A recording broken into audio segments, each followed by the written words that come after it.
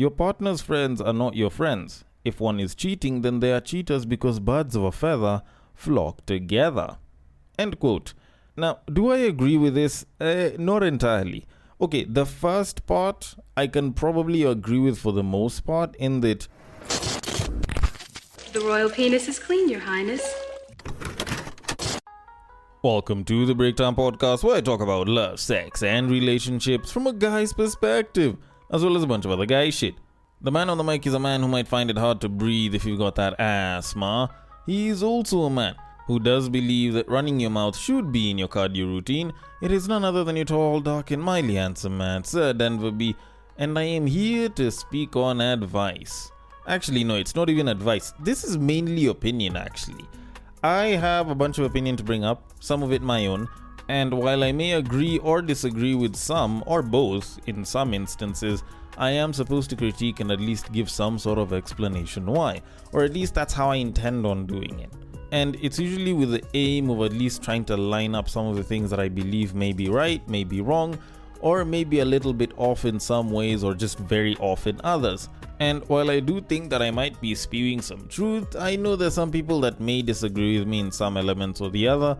And so if they would like to reach out to me, or, should they like the episode, should they not like the episode, should they have a different form of feedback, or should they want to suggest a potential topic or a potential guest that I should interview on the podcast, then the social media links are always in the description. They rarely ever change, and should you not really feel like scrolling down or just looking at the description or wherever it is, then usually I mention them at the end of the episode as I close off. And that's how you can reach me. My DMs are always open, and I would be more than happy to receive your feedback or your comments and handle them accordingly. But all in all, I do hope that you are enjoying the podcast and you do like it, and you listen all the way till the end. But now, with all of that said, I need to start getting into some of these opinions. A lot of times people like to say that they're giving you advice, yet what they're giving you is an opinion. And sometimes someone might be giving you an opinion and it can end up actually being pretty good advice. How do we gauge the difference? I don't really think there's a set way to gauge it, but sometimes people's opinions can actually be useful, in our own lives, and I think that's why we call them advice. But in this particular case, before I get to the main topic where I actually debate some of the less popular opinions that I hear, I want to bring up a discussion that I handled about 3 episodes ago, episode 648 if I'm particularly correct, and it is the story of the viral drunk lady come victim come potential brand ambassador known as Mario Naipe.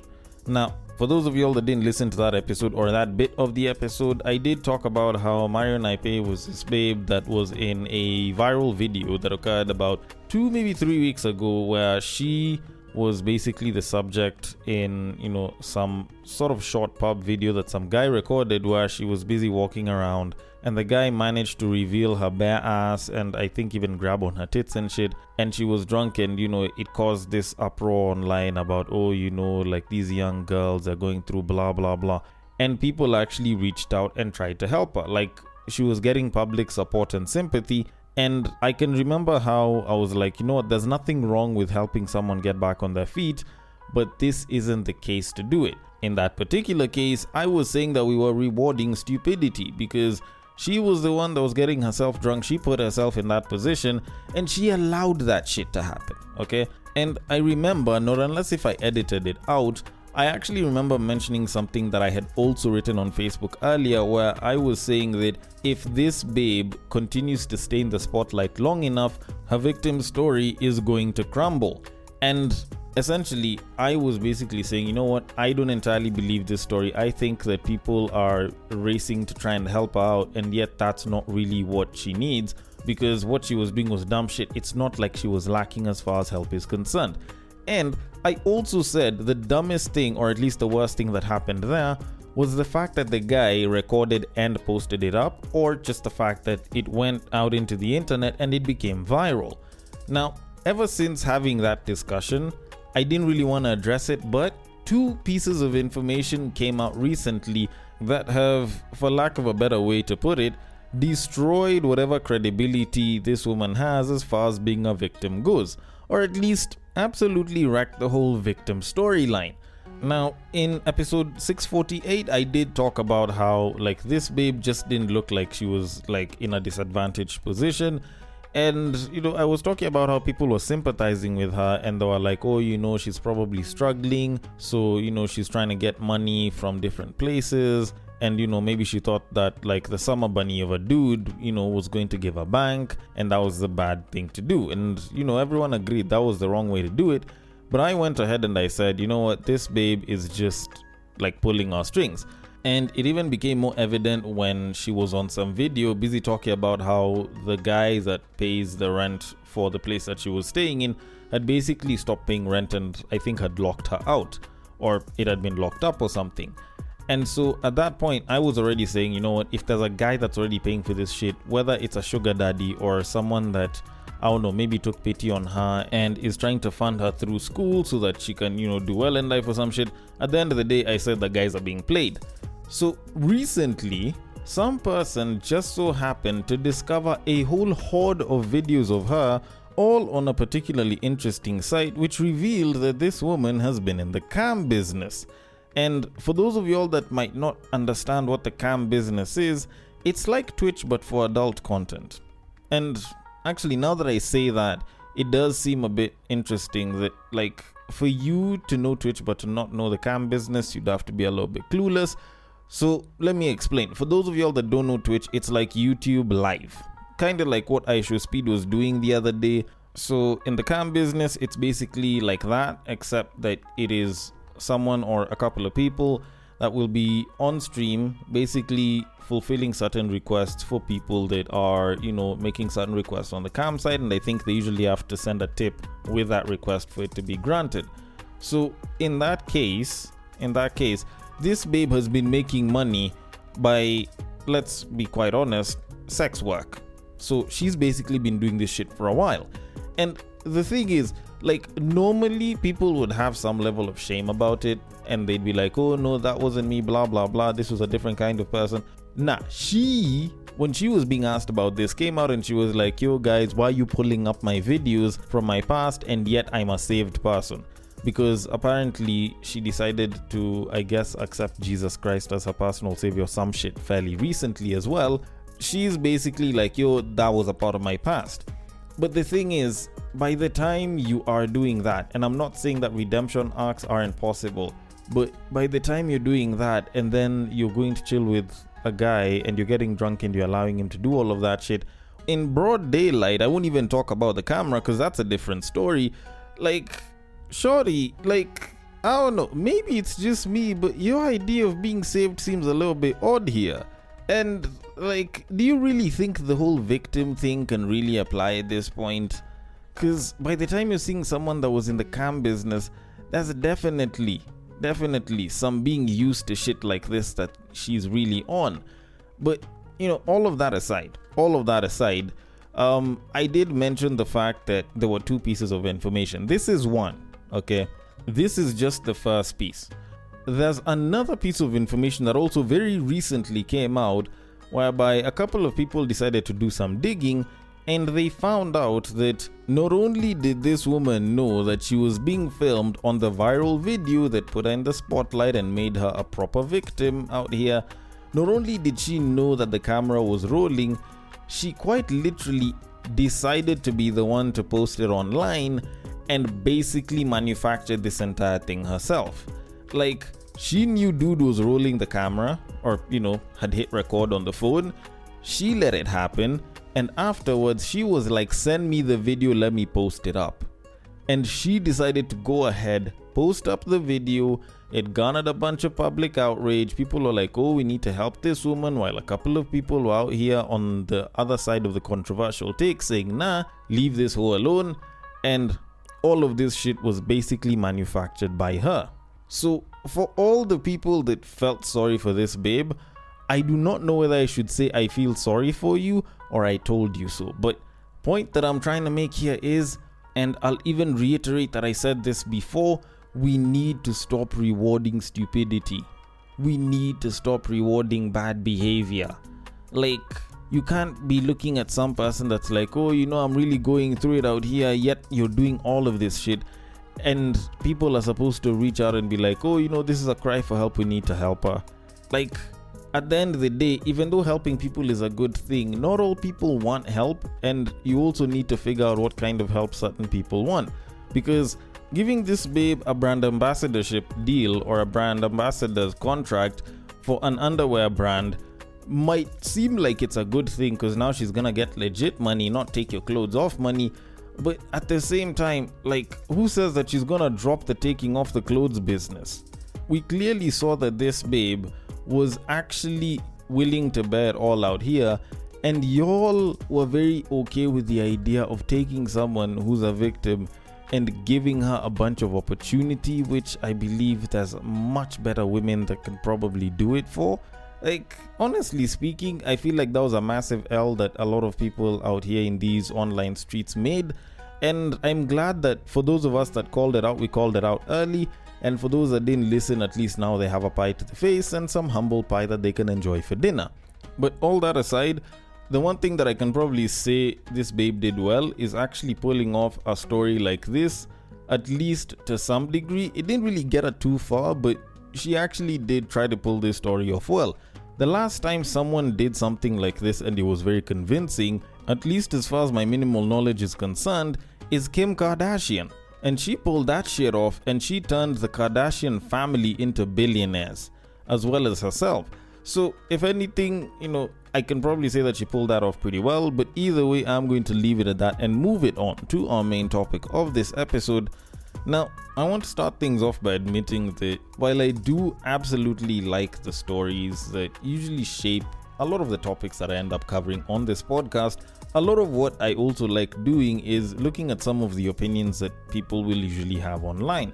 Because more often than not, whenever people are online and they're busy giving a comment or stating something, a lot of times the anonymity allows them to kind of speak their minds in a way that they probably wouldn't if they were physically out in the open being asked to give their opinion on something. So you take that paired with the fact that I haven't dealt with a lot of content from X over the past couple of months, and what you have is a recipe whereby I find some of the more interesting opinions that people have. Now, this was one of those posts where people talk about unpopular opinions on something, and in this case, it was unpopular dating/relationships opinions that, people have.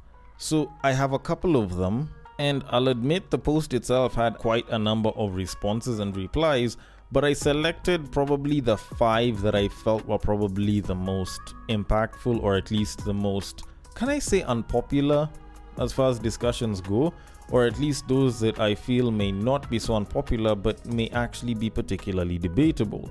So I have my 5 opinions, and I am going to say whether I agree with them, whether I don't, and at least why, so that at least, you can kind of see why it is that I'm coming from, so that I can arrive at the decision that I have. So I'm going to start off with the first one.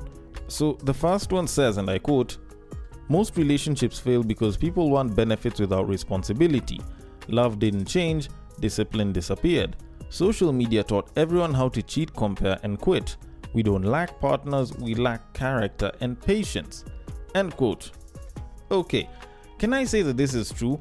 You could probably say that to a pretty good degree. I would probably argue that there's a lot of relationships that don't even begin because people are usually like hyper-fixated on small details that can be brushed up over time. And I could be right or wrong for that. But for the most part, considering that the guy didn't talk about starting the relationships or potential relationships, he's talking about most relationships failing, I would say that most relationship issues that I see will usually stem from some level of ego, and a lot of it does get reinforced from like a bunch of the peer pressure online and a bunch of bad relationship advice, and people basically just wanting to be in a relationship for the sake of being in the relationship and the benefits, but they don't want to put in the work. People forget that relationships are an investment, and investments require you to actually invest.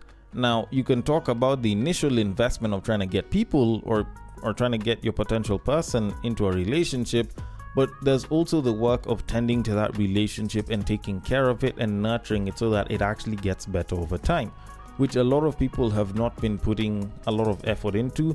And so you find that, because someone doesn't see things improving, instead of trying to improve things in the relationship, they go and they try to fuck around. Or you find a babe who's saying that she wants a guy who fulfills his traditional roles but will never cook and clean for the same dude. Like, some of this stuff just doesn't make sense as far as trying to live up to your side of the deal. And so as a result, there's a bunch of relationships that just won't last because people are very selfish in their own relationships. So yeah, maybe some discipline and some patience, and I'm not going to say tolerance because some people just tolerate dumb shit, but some discipline and some patience and a willingness to work together might actually solve quite a lot of relationship issues out here. So for that case, I'd say that whoever it is that wrote this is completely right, and I agree with this unpopular opinion.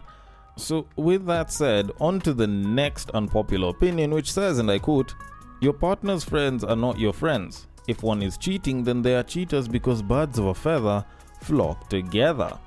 End quote. Now, do I agree with this? Not entirely. Okay, the first part I can probably agree with for the most part, in that your partner's friends are not really your friends. They tend to be your friends because you are an extension of your partner, quote unquote. Let me put it like that. Considering that you may refer to yourself or yourselves as significant other or my better half, or even the potential to refer to yourselves as that, we will usually, at least as far as most of us guys are concerned, treat you like an extension of our friend. So there's usually that, and we will be friendly with you, but are we your friends? That usually depends on the kind of relationship beforehand and also over time. But that said, the whole "if one is cheating then they're all cheaters because birds of a feather flock together," I feel like this is more common amongst women than it is amongst men. And I could be wrong. There's definitely someone that would come out and be like, "Oh, Denver, you're chatting a bunch of shit against women." And maybe you can give your points on that somewhere in the DMs or something. But normally amongst guys, this really isn't the case. As guys, we will usually not peg our friendships entirely on values, or at least someone's personal beliefs or values, because a lot of our friendships aren't even based on that. A lot of them will come from shared struggle, a lot of them will come from loyalty, a lot of them will come from the fact that you guys just gel together. So it's not like that will be what it is that will either make or break our friendship as guys. So if you're telling me that Ati, all the guys are wrong because one of the guy friends is cheating on his babe, that's quite a bit of a reach. Something that may be considered as weighty as something like infidelity usually may not necessarily sort of come between what friendships can exist, just mainly because it's not like it will affect the friend group entirely or directly. So it's not like guys will kind of break up friendships because, this guy cheats on his babe. That's just not how it works. So for a lot of us guys, that's not usually how we function as guys. And if your man's is cheating, it doesn't mean that all the friends are cheaters. Sometimes it's just your man. Sometimes it's just the friends. If you, in your core principles as a dude, just won't cheat on your babe, even though you have friends that will go and fuck around, it usually won't bother or influence you to go and do the same thing. Women, on the other hand, that one I can believe, mostly because we even have stats that show that there's a 70% likelihood that if your wife's female friends are all divorced, then your wife will divorce you. There's actual stats that actually show the very increased likelihood if multiple of her friends are divorced. So I'm guessing infidelity could have the same exact effect. And I say this not just because of this assumption, but also because I've covered a story like this. Some years back, I did a story on how an older woman had kind of gone and complained to her friend because she had been married to this man for 30 years and they hadn't had any sex, I think, in the past year. And the guy didn't really seem that interested in intimacy. And the friend was like, no, just go and get a Ben 10 or a young dude. Go get yourself a young side dude. You can do your thing. Your mans won't really have to know. And you can have your fun and still enjoy the pleasures of intimacy and maybe even romance, but good dick, even though you're not really getting it from your man. So I do feel like this is more likely with women than it is with men. But I could be wrong about that one. So, that one you can also tell me later on the socials. But with that said, On to the next unpopular opinion, which is, and I quote, a relationship should be like an oasis from the outside world, and you should both make active efforts to make it so, and anything anyone does to compromise the oasis status for ego, death penalty. End quote. Now this one I wholeheartedly agree with. I don't even think it's really an unpopular opinion. Maybe some people might not feel like it's such a popular one, but this is one of those beliefs that I stand by quite a bit.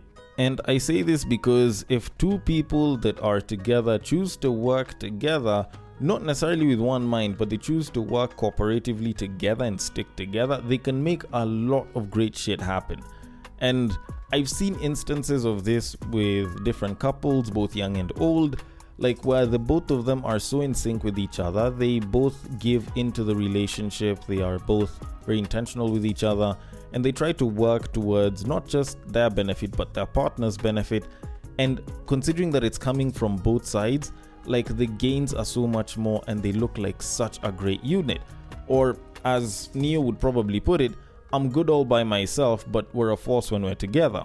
So whether you're looking at it as far as like general happiness is concerned and how they look out here and how they look just generally together, or even when you're looking at it from a financial perspective or a different element altogether, like business investments and so on, like when they choose to kind of tap into each other and they make the relationship this safe place and this safe haven where the both of them can like really get into it and like do the most, it can be such an impressive force. Like you find some of these couples that have retired early, and it's both partners who retired early. They have a bunch of million in the account. They've chosen to travel the world and have fun and shit and raise their kids without having to worry about like going to the office and everything. You listen to them and you listen to how they actually approach the financial journey to getting there, and it's actually very interesting. Because these two people will choose to work together, they'll choose to cooperate, and it's not stories of, oh, his money is our money, my money is my money. It's like both of them will contribute, both of them will try to save, both of them will invest, both of them will, try and find ways to increase their income up until they get to the point where they're like, you know what, we're making well enough money that we can retire and still be comfortable. And just like that, they are, let's say, even after 20-25 years of being in the workforce, retired early, and they will enjoy the hell out of life. So as far as this opinion is concerned, I totally agree with it wholeheartedly. And with that said, let me move on to the next one, and I'm gonna enjoy this one. So this one says, and I quote, birth control has ruined dating and romantic relationships. End quote.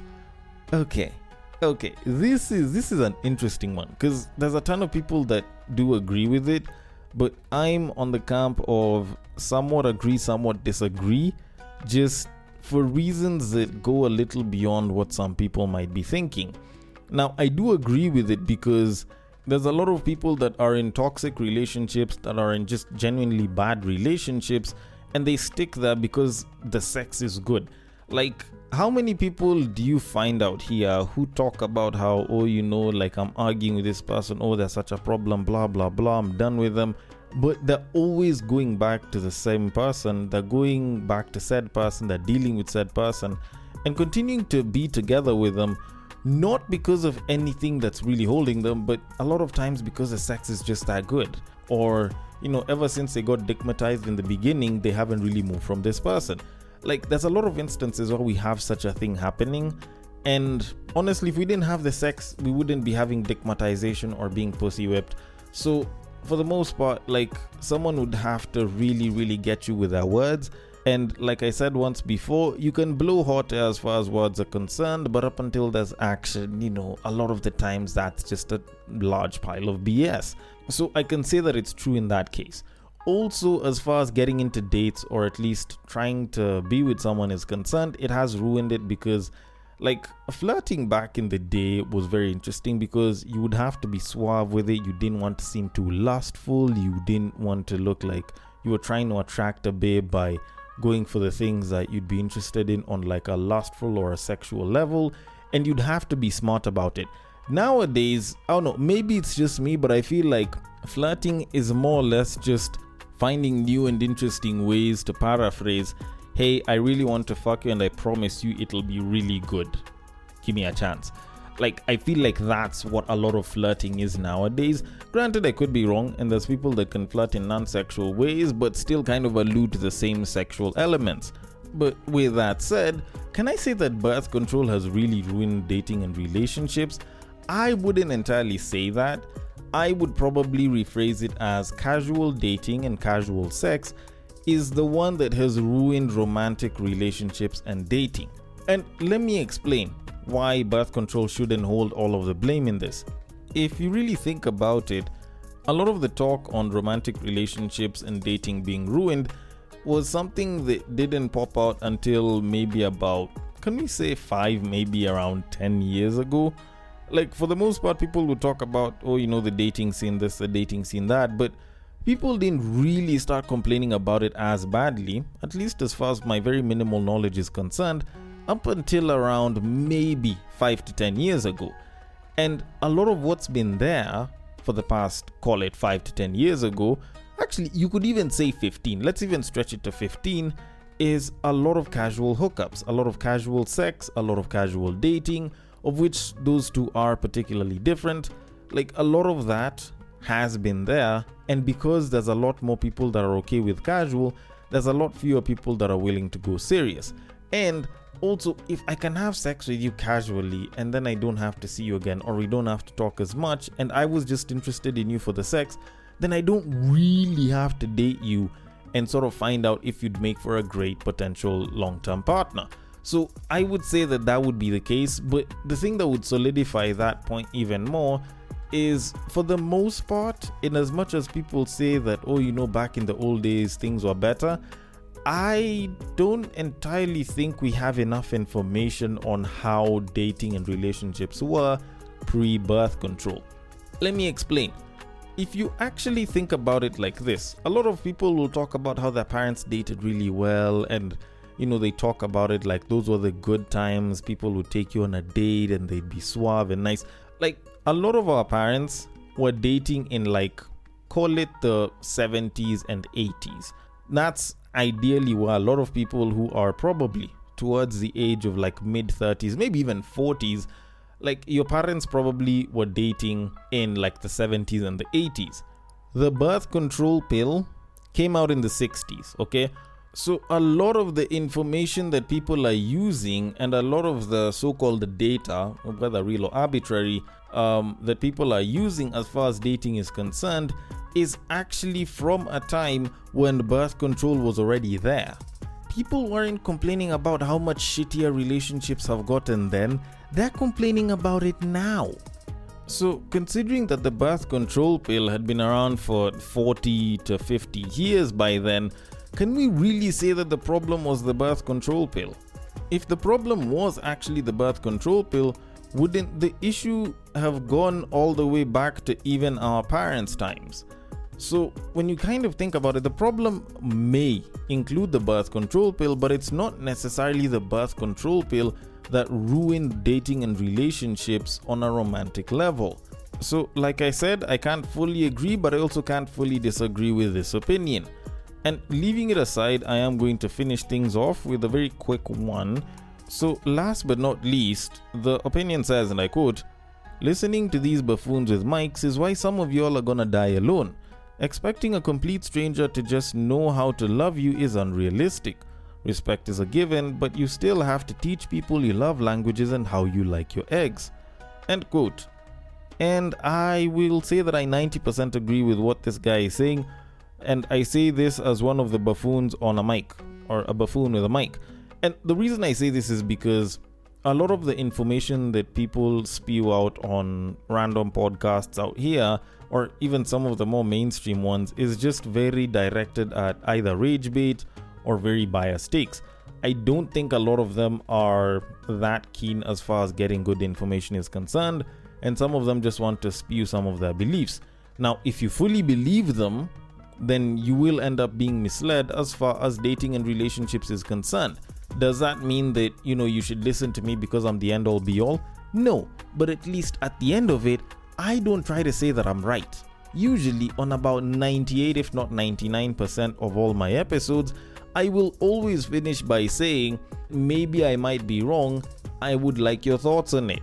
And that should probably tell you that instead of trying to seem like I'm the right person here, I am at least opening space for you to think about it on your own and see if it is something that you do believe in or don't believe in, instead of just trying to be one of those convincing sounding guys that ends up misleading you into a bad situation in your relationship or leaving your partner. Now, don't get me wrong, I'm not saying that other podcasts are garbage, but I do believe in critiquing the information that you get, not just hearing it and believing it just because it sounds good or it's come from someone that sounds convincing.